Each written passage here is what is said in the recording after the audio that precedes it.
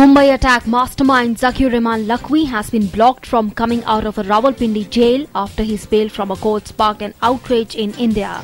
Pakistan government has detained Lakhvi for 3 months under a preventive detention law. Under international and media glare in the wake of the Peshawar school massacre and outrage in India, the authorities stepped in swiftly and slapped the provisions of maintenance of public order to keep him in jail for at least 3 months. Reacting sharply to Lakhvi's bail, India asked Pakistan to ensure reversal of bail granted to him as Parliament expressed outrage over the development and condemned it.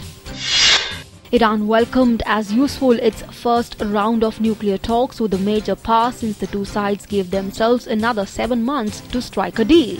Deputy Foreign Minister of Iran held 2 days of talks with the US delegation headed by Acting Deputy Secretary of State ahead of the plenary session with the 6 powers. The powers, which also include Britain, China, France, Germany and Russia, held formal talks with the Iranians in Vienna last month. They failed to meet a 24th November deadline for a comprehensive deal on reining in Iran's nuclear program in exchange for an easing of crippling Western sanctions. All parties agreed to give themselves 7 more months until 30th June to strike a deal. Japanese Prime Minister Shinzo Abe's coalition secured a big election win early this week, saying his mandate was unexpected and overwhelming. Abe's Liberal Democratic Party and its junior partner, the Komeito Party, won 326 seats in Sunday's election, more than the 317 seats in the 475-member lower house required to maintain a 2/3 supermajority. China will build a rail network in Thailand and buy 2 million tons of its rice in deals agreed on Friday that signal a strengthening of relations.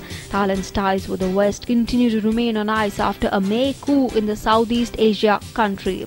Visiting Chinese Premier, the most high-profile foreign leader to visit Thailand since the military seized power, also announced China would next year double its imports of Thai agricultural produce.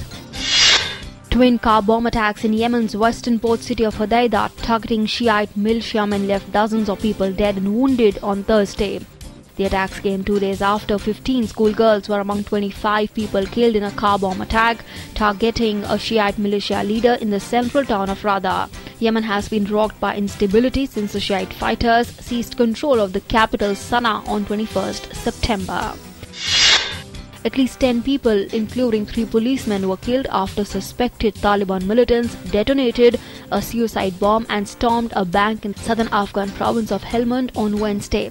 One of the attackers blew himself up at the front entrance of the new Kabul bank to allow the others in. At least 11 people were killed and 24 injured in a fire that broke out in a karaoke bar in China's Henan province. A total of 35 people were rushed to the hospital after the fire broke out in the karaoke bar in Changguan County. Hong Kong property tycoon Thomas Kwok and the government's former deputy leader were found guilty of corruption in a trial that shocked a city known for clean governance. Kwok's billionaire brother Raymond was cleared after a 7-month trial over payments of $4.38 million were made to Hui to be their eyes and ears in government. Vietnamese rescuers, including hundreds of troops and miners, on Friday freed 12 workers trapped for nearly 4 days after a tunnel collapsed during construction of a hydropower plant. Bad weather and the complicated geology of the site in the Central Highlands province hampered the rescue efforts since Tuesday's accident. Television footage showed rescue teams and workers emerging from the collapsed tunnel and being greeted by applause, smiles and cries. The operation lasted nearly 82 hours. Most of the workers were hospitalized and in stable condition. A 35-year-old Nepali woman has become the country's first climber to have scaled the tallest peaks of all the 7 continents after conquering the world's highest peak, Mount Everest. Sushmita Maske was facilitated soon after she arrived in Kathmandu from Mount Vinson Massif, the highest peak of Antarctica, which was her final destination towards climbing the 7 highest peaks of all the continents.